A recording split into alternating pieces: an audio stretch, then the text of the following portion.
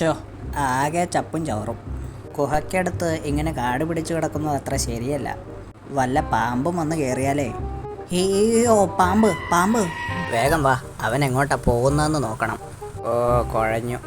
ഇനി മൂപ്പരുടെ ചേട്ടനും അനിയനും ഒക്കെ പിന്നാലെ വരും. എങ്ങനെ സ്വൈര്യമായിട്ട് കിടന്നുറങ്ങും?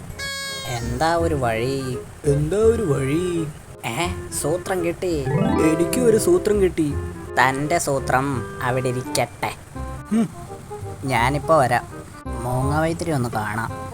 ഈ ഇല മാളത്തിനകത്തിട്ടാൽ മതി, പാമ്പ് പറക്കും. വലിയ ഉപകാരം. ആ താൻ വന്നോ?